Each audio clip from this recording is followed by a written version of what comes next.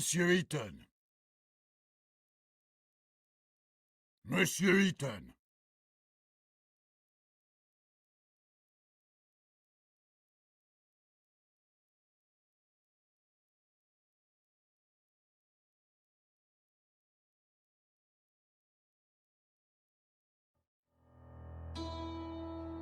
Monsieur Ethon, I'm talking to you.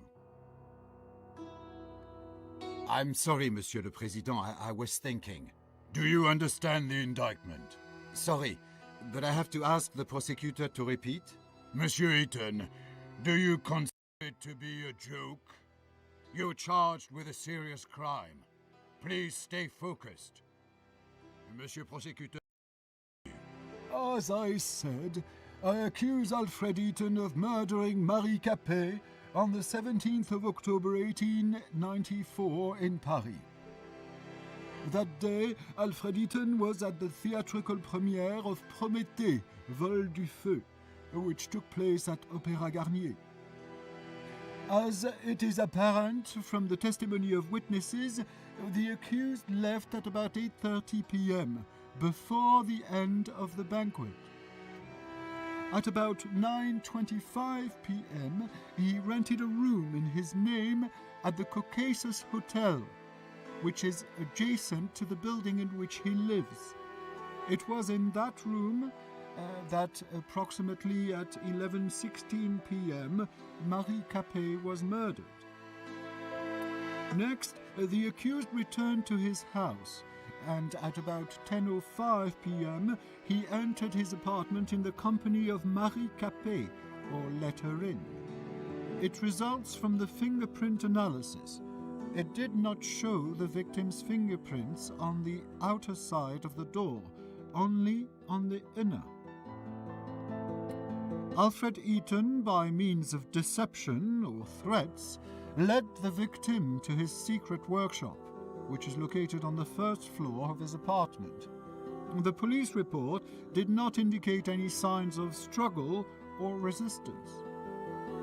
The accused probably wanted to test on Marie Capet the prototype of a torture machine of his construction, which was in the room along with medical tools and manuals of torture. When Marie Capet realized what the accused intended to do, she grabbed a metal rod lying in the room and hit the accused on the head, which caused a real threat to his life and, according to doctors, may have caused unconsciousness. The fingerprints of Marie Capet's left hand were found on the rod, as well as Alfred Ethon's traces of blood. Traces of blood were also found on the floor of that room. At the time of his arrest, the accused had an extensive wound on his head, as confirmed by medical examination. Seizing the opportunity, Marie Capet fled from the apartment. She was stressed and in a hurry. This was confirmed by her numerous fingerprints secured on the inside of the door of the apartment of the accused. Then, Marie Capet ran into a nearby hotel, the Caucasus. It was the same hotel in which the accused rented a room. As it appears from the testimony of the clerk, Marie Capet was extremely stressed, repeating the word doctor and police. Probably she wanted to call for help. When the clerk went to get some water to calm Marie Capet, she disappeared. The next day, on the 18th of October, about 8:32 a.m., a maid found her body in a room rented by Alfred Ethon. It was covered with numerous fingerprints of the victim and of the accused, and had traces of the victim's blood. The immediate cause of death was a severe blow to the abdomen in the liver area, with a blade of about 14 centimeters length. The murder weapon, constructed by the accused, was secured in his apartment. Marie Capet's unwashed blood stains were still present on it, as well as the fingerprints of the accused. The accused is also charged by the testimony of one of the neighbors who passed the accused at the building in which they both lived at about 11:30 p.m. The witness testified that the clothing of the accused was stained with blood. Unfortunately, the said clothes were not. At the time of committing the alleged crime, the accused was sane, which means he acted consciously. For committed crimes, the accused shall be liable to life imprisonment or the death penalty. Has the accused finally understood the indictment? Oui, Monsieur le Président. Does the accused plead guilty to the charges against him? Non, Monsieur le Président. Does the accused want to provide explanations? Oui, Monsieur le Président. Monsieur le Président, could I ask you for some conversation time with my client? Of course. I just wish it would not take too much time. We've already wasted too much of it. Monsieur Ethon, please note that you can look through evidence at any moment. It is available by pressing Tab.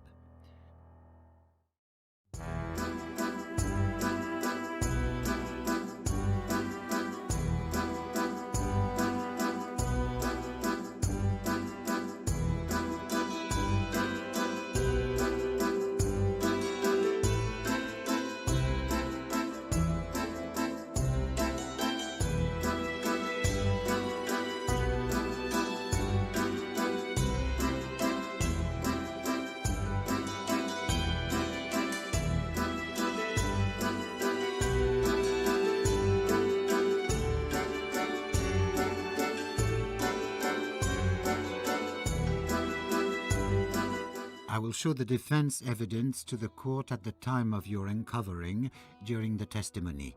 It might surprise the prosecutor. If necessary, you can recall the string of events according to the prosecution by pressing the Q key.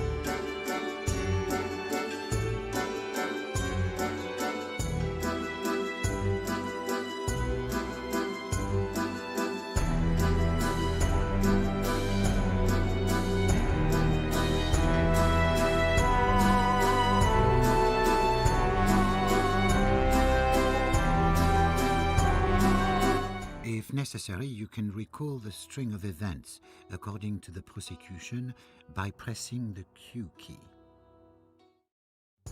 If necessary, you can recall the string of events according to the prosecution by pressing the Q key. Will you need my help during testimony? I will give you my advice and remind you of important facts and events.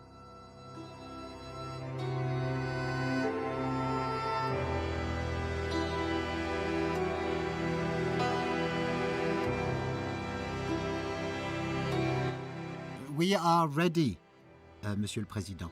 Then let's get started.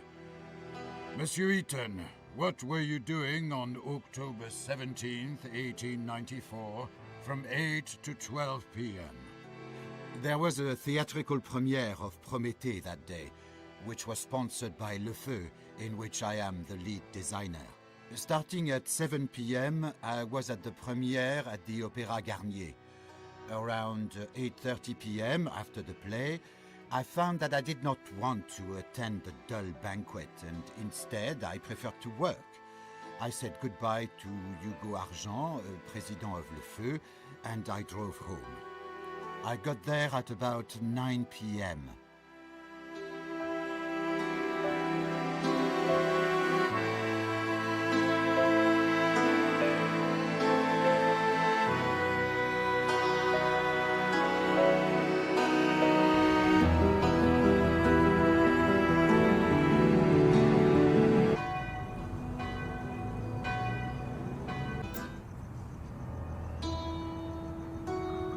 For a moment, I admired the charming streets of Montmartre. I decided to go for an evening walk. I do not recall that part. I do not recall that part.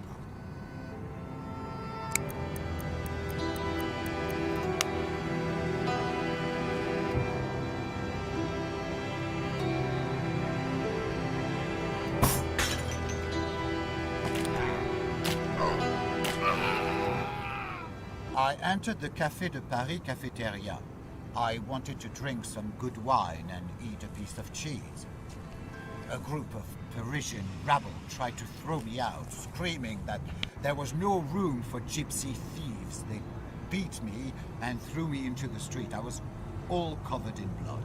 Did you report this fact to police officers? No, Monsieur le Président. I decided that it was not worth losing my time. And why is that? A second of my work is more important than a lifetime of each and every one of those plebeians. Besides, if I had reported it, I would have done them a favor. What do you mean, Monsieur Ethon? In jail, they would have had better living conditions than those holes that they call houses. I understand. Please return to your testimony.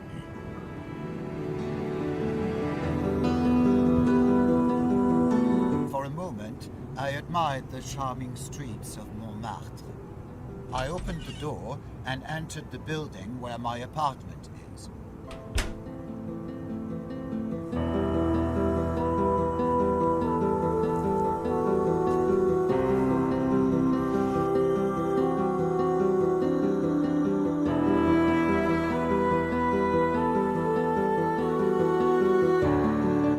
I noticed that my neighbor still cluttered the hallway with his old bicycle. There was a letter for me from the Ministère de la Justice.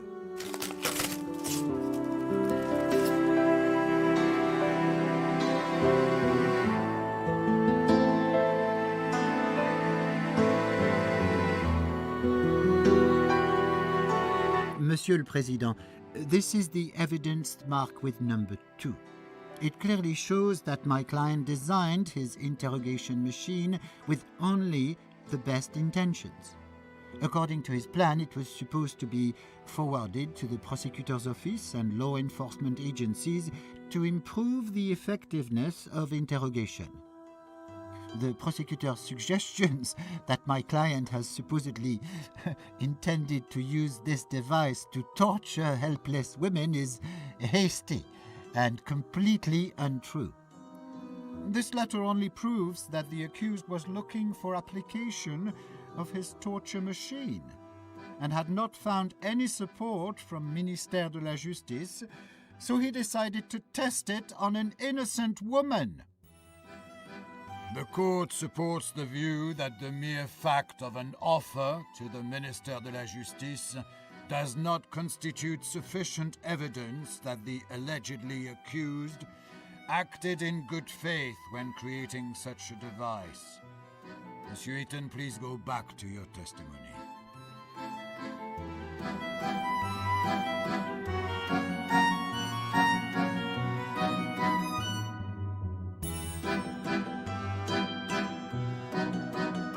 Then I opened the inner door. I closed the inner door. I looked at posters on the bulletin board.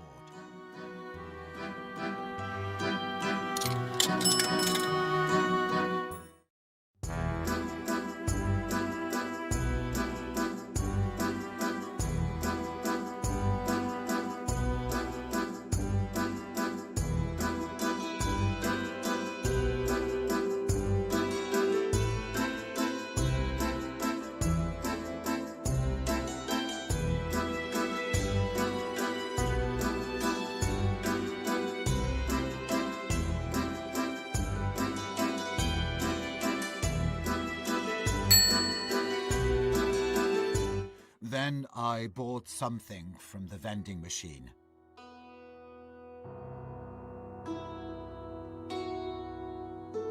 Then I opened the elevator grate.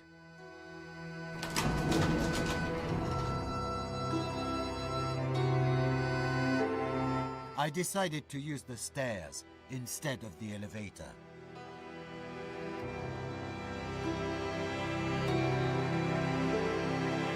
Then, for a moment, I watched the fireworks over the rooftops of Paris.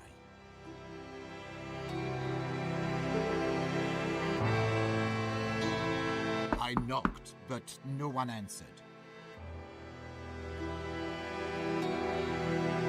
I opened the door and entered my apartment.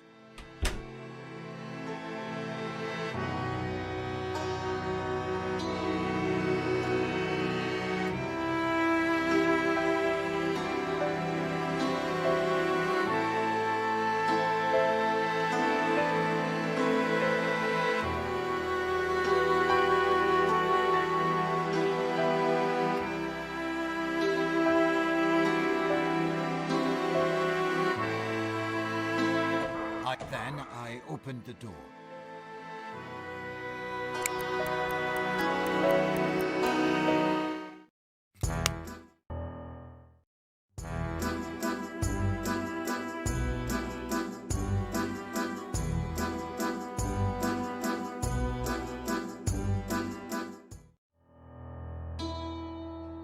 I ate the leftovers from my lunch and drank some wine. I put my groceries into the cabinet in the kitchen. I looked into the vegetable box to check if I needed to buy any. Then I opened the door.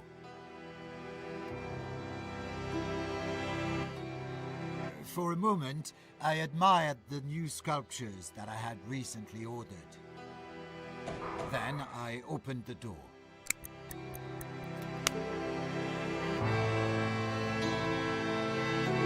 I watched the frames hang. For a moment, I watched the fireworks over the roof. I checked if the tableware needed any cleaning.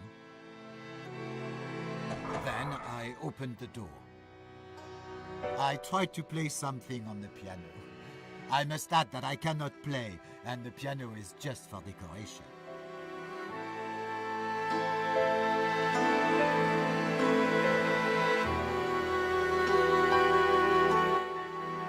For a moment, I admired the new sculptures that I had recently ordered.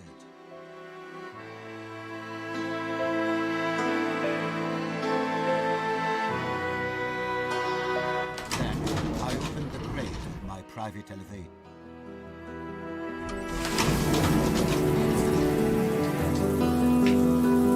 I took a bath and washed off the blood.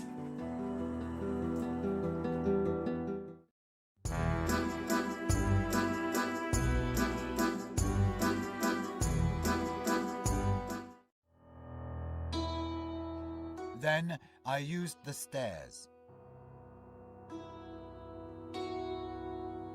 Then I opened the inner door.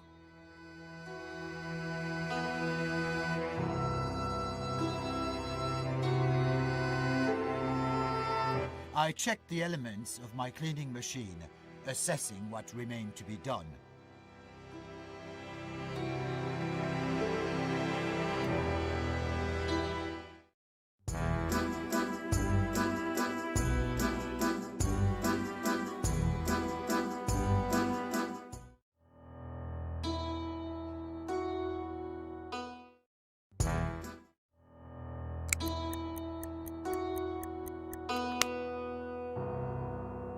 I used the stairs.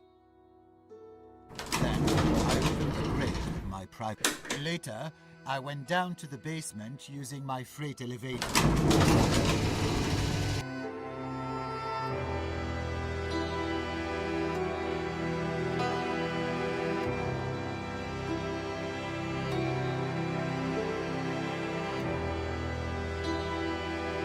Then I opened the grate of my private elevator.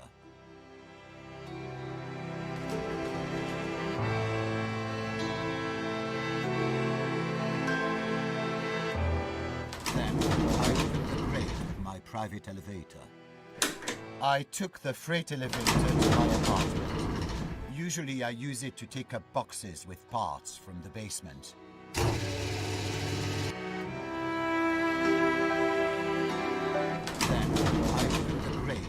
private elevator. Then I opened the inner door.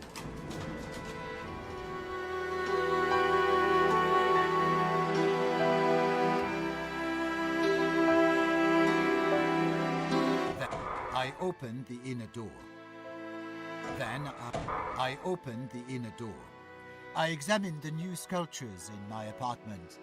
They beautifully fit the decor and the marble.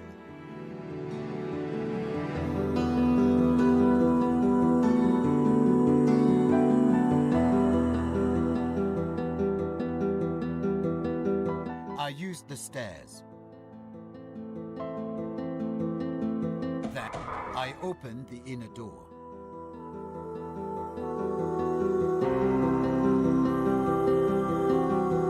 I opened a hidden door behind my bookcase, leading to my second workshop. Can you explain to the court why you have a hidden workshop? I work there on my secret projects that I create independently of Le Feu. I understand. Please continue.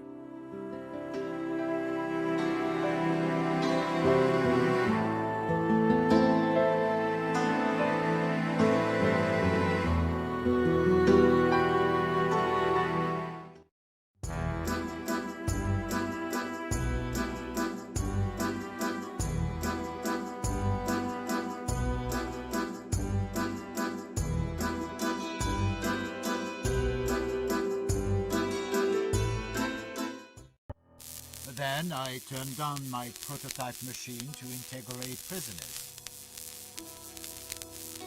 I turned off my prototype machine to interrogate prisoners. I read for a while about the history of torture. Are you interested in this subject?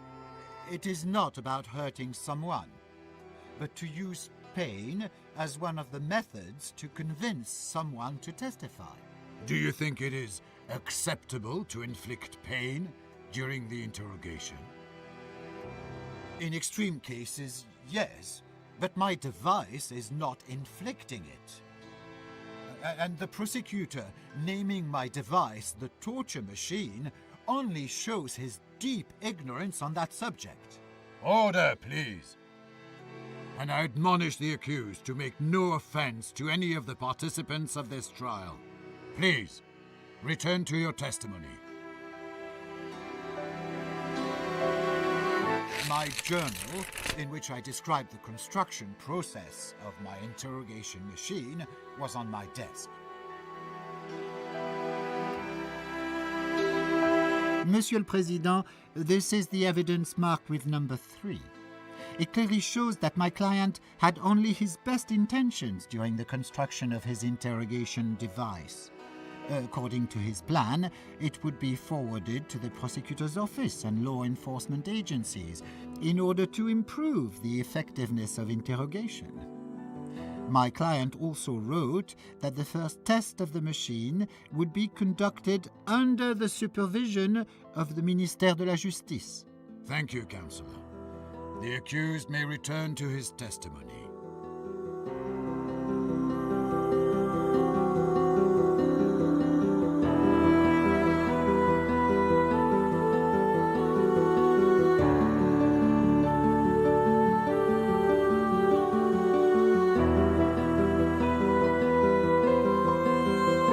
I picked up the mechanical dagger lying on the desk. Why do you need a weapon, Monsieur Ethon? I wear it to ensure my safety. Do you feel unsafe? I am a wealthy gypsy. At least 1/3 of the population of this city wants me dead. I understand. Please continue.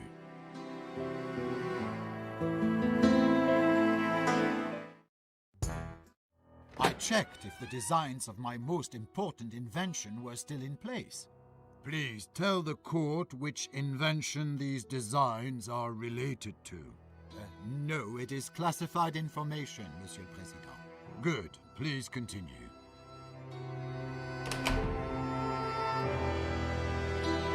I opened a hidden door behind my bookcase, leading to my second workshop.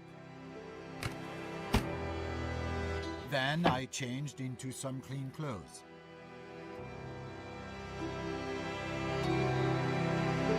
Then I opened the door.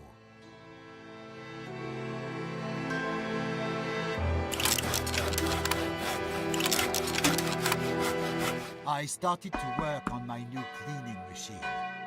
After 30 minutes, I decided to take a break. Then I used the stairs. I heard someone knocking at the door. I invited Marie Capet inside. She said she remembered me from school and was curious how things turned out for me. She had been recently hired as a maid by my neighbor, Monsieur Brissot. I showed her my apartment, my designs and inventions. She was delighted. So I thought maybe she would be interested in my interrogation machine. I took her to my private workshop.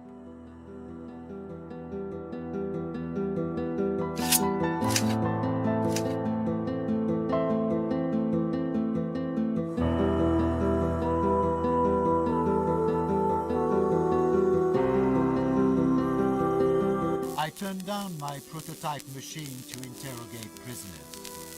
Then, I felt a blow to my head, and I collapsed on the floor.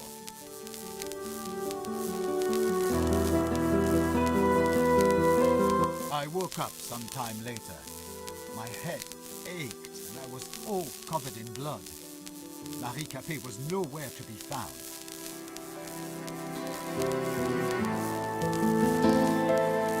Then, I turned off my prototype machine I picked up the mechanical dagger lying on the desk. I saw a metal rod on the ground.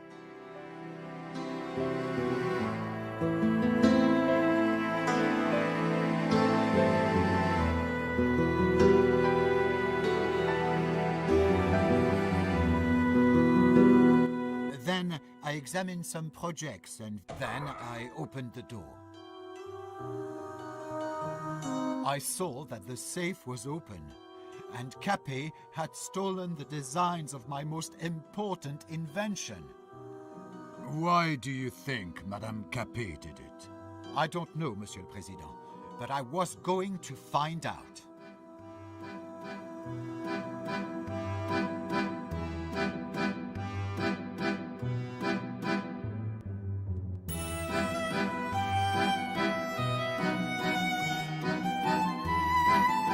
Then I used the stairs. Then I opened the inner door. I opened the inner door. Then I opened the inner door.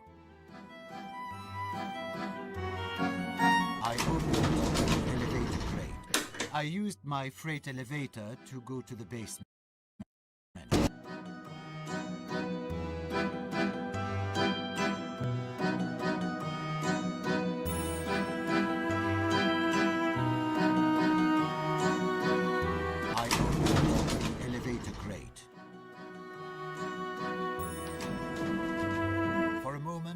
I watched the fireworks over the rooftops of Paris. I looked at the pipe which delivers packages from one of the local warehouses to my purchasing machine. Then I opened the crate. I took the freight elevator to my apartment. Usually, I use it to take up the boxes with parts from Le Feu.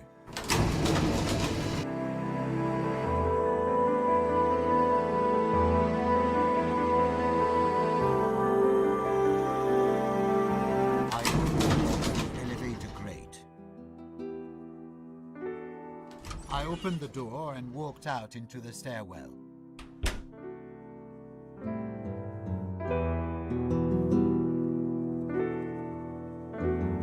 I knocked, but no one answered. I decided to use the stair. I knocked at Monsieur Brissot's door, and he called back after some time. Do you always visit your neighbors at such odd hours? Monsieur Brissot is the only neighbor I like. I believe with reciprocity. He goes to sleep late, and sometimes we like to argue about politics and the influence of La Révolution on today's France. Please, return to your testimony.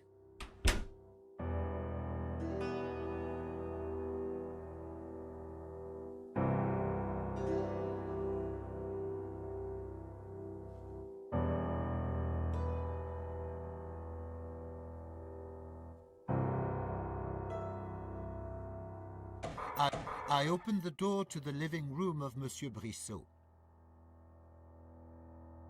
There was a letter tucked into Monsieur Brissot's book. The Lordship Service Association was the sender. Monsieur le Président, this is the evidence marked with number 10. It is a letter sent by a fictitious organization to Monsieur Brissot, which, as it was said in the letter, cultivated traditions of the French nobility and was sending Madame Capet as servant for free. The letter was sent several days before the murder. So the question arises, who had really sent Marie Capet to Monsieur Brissot? And what were their intentions? Thank you for the clarification. The accused may continue to testify.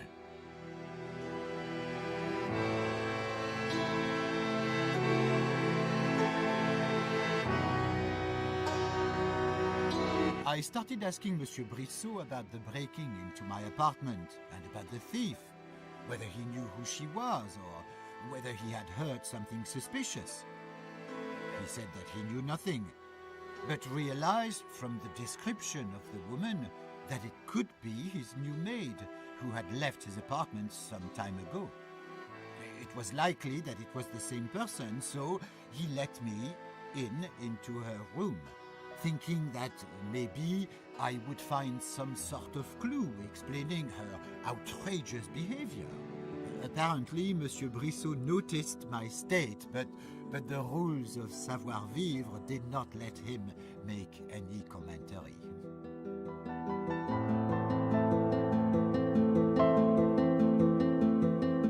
I opened the door. I was curious to see behind the door, but did not want to. I opened the door to Madame Capet's room. There were clippings about me hanging on the wall. They described my access to money, my inventions, and my achievements. Monsieur le Président, this is the evidence marked with number 7. One can conclude that the victim is obviously obsessed with my client. Thank you for your clarifications, Monsieur Ethon. Please continue.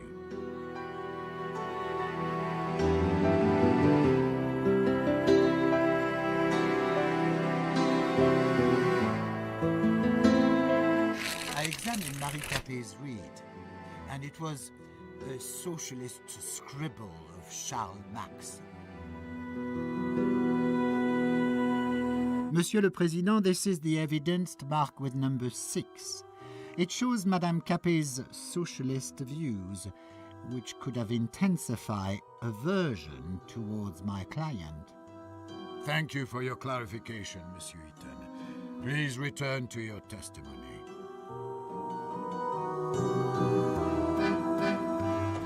I opened the cabinet.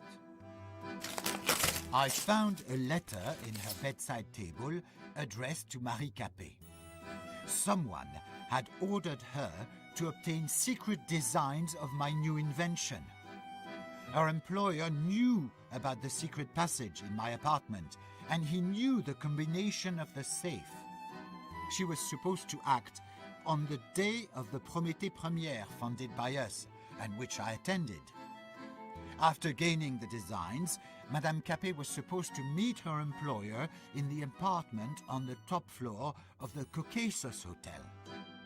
The letter was not signed.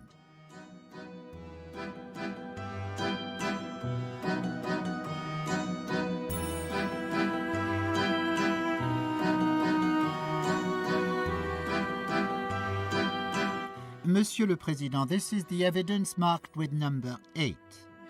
It clearly indicates the intention of committing the crime by the victim, which, according to my client's testimony, Madame Capet committed on the day of her death. Not only did she break into the apartment of my client, deprived him of his extremely important documents, but also she was acting with the intention to kill him, hitting him on the head with a heavy object, which resulted in loss of consciousness and brain damage. She fled the scene without calling for medical help or making sure that my client was alive. So your client had sufficient motive to commit that murder. Gentlemen, please calm down. The evaluation of the evidence is in the hands of the court. Monsieur Ethon, please continue.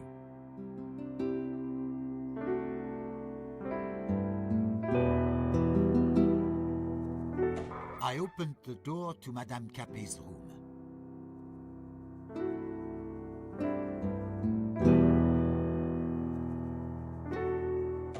I opened the door and walked out into the hallway.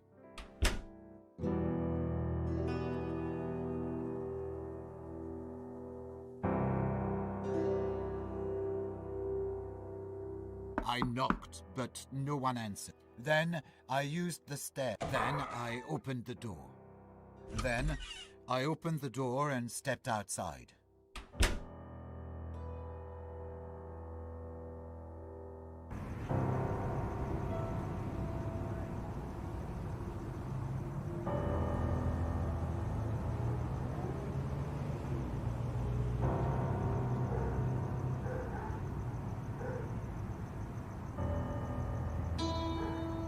I knocked, but no one answered.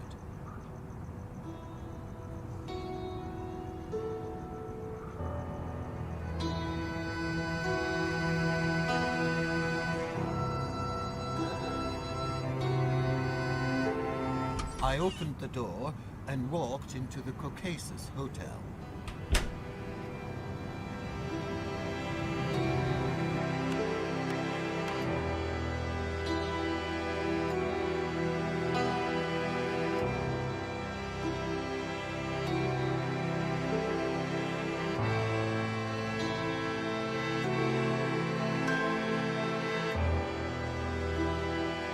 I've just received an urgent package from the Procureur de la République containing new evidence in the case. I ask both the parties to get acquainted with it. It is a letter from the attorney's office from 1 week before the murder, which calls Alfred Ethon in attendance to forward the designs of the invention which he has constructed in secret from Le Feu Company. The firm acted on behalf of the president of the company, Hugo Argent. Monsieur Ethon, have you received the letter? Oui, Monsieur le Président. When did you receive it? I don't remember exactly, but probably on the 10th of October. So, exactly 1 week before the murder. Oui, Monsieur le Président. Which designs are mentioned in this letter? Designs of my secret invention on which I was working in my free time. It has no connection with Le Feu. Therefore, why did the firm send you this letter on behalf of Hugo Argent? Hugo must have guessed what great potential my invention had, and how profitable it could be. Did you keep your designs in your apartment? Oui, Monsieur le Président, in the safe, in my secret workshop. Due to the new circumstances which may be relevant to the case, I order rehearing of Hugo Argent. Please summon the witness. And at this time, I announce a break. The next court session will be held tomorrow at the same time.